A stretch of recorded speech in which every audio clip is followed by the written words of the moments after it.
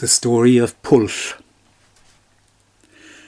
Once upon a time, Wales was a land of magic and mystery, a land where wizards, a giant, and several princes lived. One of these princes was a young man with chestnut hair, who ruled the 7 districts of Dyfed. His name was Pwyll. The people of Dyfed smiled whenever they heard his name. Pwyll means carefulness, and their prince wasn't at all careful. He was a cheerful and lively young man who tended to do things in a great hurry. One afternoon, Pwyll left his court in Arbroath and went hunting with his men. At the sound of the horn, they set out for the woods of Llyn. Of course, Pwyll had to ride faster than anyone. Soon he had left his men far behind. The only ones who could race him were his grey hunting dogs. The dogs disappeared into the trees. Pwyll listened for their barking, ducked under the branches and followed as best he could. To his surprise, he found his dogs cowering silently at the edge of a clearing. A stag was stumbling towards them, chased by a pack of noisy hounds with red ears and snow-white fur. When the stag was brought to the ground and killed, Pwyll's dogs whined and looked up at their master. "You'll have a share of the meat, don't worry," said Pwyll. With a whoop, he galloped towards the stag and drove the strange hounds away, and then he whistled his own pack. While his dogs were eating, Pwyll got down from the saddle. He was brushing the leaves from his golden-brown tunic when he saw a rider approaching. "Good day to you, friend," called Pwyll with a smile. The rider stopped in front of Pwyll. He was strong and broad-shouldered, with hair as black as night and a weather-beaten face. His scornful blue eyes looked down at the young prince. "You're no friend of mine," he said. "Why is that?" said Pwyll in astonishment. "Because you're a thief," the stranger replied. "You've stolen my dogs, and stolen their meat and given it to your own." Pwyll felt ashamed. The stranger was right. "I'm sorry," he said. "I didn't stop to think. Is there any way I can make it up to you, whoever you are?" "I'm Arawn, king of Annwn," the rider replied. Pwyll bowed low. "How can I help you, my lord?" he said. "Please tell me so that we can be friends." Arawn replied in a deep, rumbling voice. "I have an enemy who's trying to steal my land. His name is King Hafgan. If you want to be my friend, you must get rid of him." "I'll do that," agreed Pwyll. "But what's your plan to get rid of Hafgan?" "Well," said Arawn, watching him closely, "I shall cast a spell that will make you look exactly like me, and then you must set off for Annwn and rule my country for a year and a day. A year from today I've promised to fight Hafgan at the ford where the river is low. You shall fight in my place." Pwyll was amazed. This was the strangest plan he'd ever heard, but he said nothing. "When you fight Hafgan, you must strike him once only," Arawn went on. "One blow will kill him, but the second will make him strong. Do you understand?" Pwyll nodded. "What will happen to Dyfed while I'm away?" he asked. "I shall rule Dyfed in your place," replied Annwn, with a faint smile. "By magic, I shall look exactly like you. No one will know the difference." Without another word, Arawn got down from his horse, and Pwyll took his place. The 2 men rode side by side in the direction of Annwn, and their dogs around them. As soon as they reached the borders of Arawn's land, Pwyll noticed that his dogs had disappeared. He looked over his shoulder and saw them run over the brow of the hill. Beside them was a young man in a brown tunic whose chestnut hair danced in the wind. Pwyll looked down at himself and saw hairy black arms, strong muscles, and a large hunting horn that lay against a grey tunic. On the outside he'd become Arawn, king of Annwn, but on the inside he was still Pwyll. Pwyll slowly approached the court of Annwn and Arawn's dapple grey horse. Servants came to take charge of the dogs and to help him down from the saddle. The officials of the court came to greet him. They took him inside and dressed him in a golden suit. "Welcome back, King Arawn," they said. "Did you enjoy the hunt?" Pwyll opened his mouth and heard Arawn's deep voice rumble from his throat. "Yes," he said shyly. A banquet had been prepared in the great hall. Pwyll had never seen such rich food. All the plates and goblets were made of gold, studded with precious jewels. Annwn was a very prosperous country indeed. Pwyll sat at the table and began to enjoy himself. For a whole year, Pwyll ruled this marvellous land. He feasted and hunted and spoke kindly to everyone. There was only one problem. Sometimes when he was talking to the people of Annwn, he had to stop and think carefully in case they guessed he was a stranger. Pwyll wasn't used to being so careful. Still the days flew by, and soon it was time to fight Hafgan. On the morning of the fight, Pwyll got up early. He rowed down to the river with his most important men at his side. On the far bank, near the ford where the water was low, stood King Hafgan and his followers. The king's shield flamed in the sunlight, and Pwyll's hand tightened on his spear as he faced his enemy. "Listen, all of you," announced the officer in charge. "This is a fight between two kings. Everyone else stand back." When the crowd had moved away, the officer signalled to the two kings, and both began to move towards the river. As soon as he heard the splash of water beneath his horse's hooves, Pwyll moved as fast as a snake. He leaned forward in his saddle and hurled his spear at Hafgan. The king's shield split in two, and Hafgan was thrown into the river. He lay there with water streaming from his grey hair. "King Arawn," he whimpered, "strike me once more and that'll be the end of me." But Pwyll remembered Arawn's words. "No," he said, "I'm not going to strike another blow, don't even ask."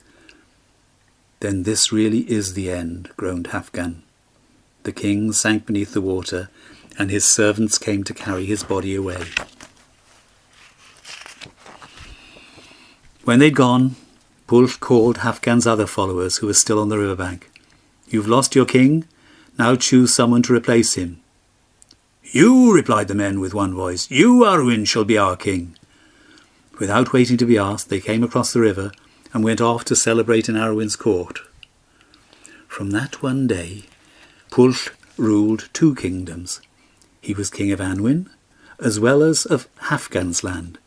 He enjoyed every minute of it, but still he couldn't wait to get back to his own country. At noon the following day, Pwyll left the court of Annwn and galloped all the way back to Llyn. On the banks of the stream stood a young man with chestnut hair that tossed in the wind. When he heard the hoofbeats, he turned to Pwyll and smiled broadly. "I've heard the news," he said, holding out his hand. "Thank you kindly, my friend." As he shook hands with Arawn, Pwyll saw his own reflection shimmer on the water. His black hair faded to reddish-brown, and his cheeks became smooth. He was young once again. He laughed out loud, and heard his own voice ripple from his throat. Beside him stood Arawn, with hair as black as night. The two promised to remain friends before setting off for their own lands. Pwyll rode on to his court at Arbeth. He was so glad to be home. He leapt from the saddle without warning for his servants to attend him, and ran into the hall. Every man and woman turned to look at him in astonishment. "Sir, what's wrong?" they said. "You haven't looked so cheerful, or moved so quickly for a whole year." "Oh," said Pwyll, "what have I been doing then?" "You've been ruling this country wisely and carefully," was the reply. "You were so wise, we could hardly believe it was you." "Oh," said Pwyll, and then he confessed that it hadn't been him. It was Annwn who'd been wise and careful. "But I'll be like Annwn from now on," he said cheerfully. "I really will. I promise." And he kept his promise for a while. Pwyll was prince of 7 districts of Dyfed, so he had several courts. One day he was back in Arbeth, where a feast had been prepared for him. When the meal was over, he said to his men, "I'm going to take a walk to the top of that hill over there." "Oh, please be careful," warned his chief courtier. "We call that hill the throne of Arbeth. If an important man sits on the throne, one of two things will happen. He'll either be injured, or he'll see something strange." "Really?" Pwyll was delighted. He hadn't seen anything strange since leaving Annwn. "I'm definitely going to climb that hill now," he said. Pwyll bounded to the top of the throne of Arbeth with his men at his heels. As soon as he sat down, a pale grey horse glided slowly along the path below. On its back was a young woman with a golden dress. "Who's that young woman?" said Pwyll. His men shook their heads, so he called a servant. "Go after her and ask her," he ordered. The servant hurried down the hill and along the path. The grey horse was still moving slowly, and he was running as fast as he could. Even so, he couldn't catch up. He came back panting to Pwyll. "Sir," he said, "a man on foot will never catch that horse." "In that case," said Pwyll, "go back to the court, get yourself a fast horse and follow them." The servant hurried to the stables. He chose a fast horse and galloped along the path. The grey horse was still moving slowly, and he himself was riding like the wind. Even so he couldn't catch up. When his horse grew tired, he went back to Pwyll. "No one can get near to that grey horse," he said. "We'll see," replied Pwyll, with a gleam in his eye. Pwyll and his men returned to the court. The next day, as soon as they'd eaten, they climbed to the top of the hill, and this time they took with them the fastest horse in Arbeth. As soon as Pwyll had sat down, the young woman appeared. "Go after her," he yelled to the servant. The young man galloped down the hill and along the path, but although he could see the ground flying under his feet, he couldn't get close to the grey horse. He went back to Pwyll. "It's no good," he said. "It can't be done." Pwyll's eyes shone brighter still. That young woman has a message for someone," he said, "and I'm determined to find out what it is." The next day, Pwyll took his own horse to the top of the hill. It was a lively horse, full of energy. As soon as the young woman appeared, Pwyll leapt on its back. The horse set off with sparks flying beneath its hooves. "I'll soon catch her," thought Pwyll. But however fast he galloped, he couldn't get close to the grey horse. "My lady," he called at last, "wait for me." "I'll gladly wait for you," the young woman replied. Calmly she reined her horse and waited for him to catch up with her. "Why didn't you ask me in the first place?" "Who are you?" said Pwyll, panting hard, with a blush spreading over his cheeks. He'd never seen such a beautiful woman.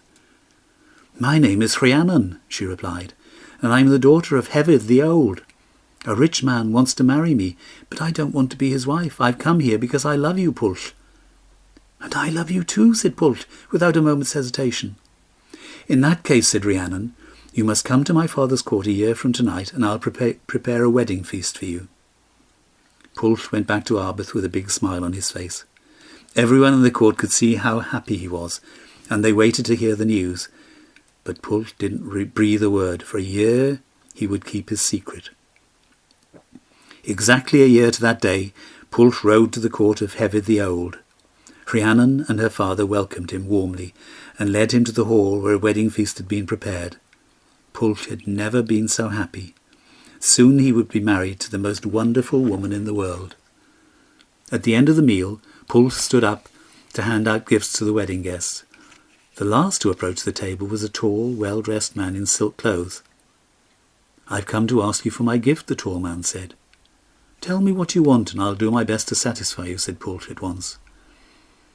Rhiannon hid her face in her hands as the man replied in ringing voice, "Then I wish to have Rhiannon as my bride this very night." Pwyll turned pale. He opened his mouth, but not a single word came out. "You shouldn't have answered so carelessly," sighed Rhiannon. "This is Gwawl, the son of Llyn. He is the rich man who wanted to marry me.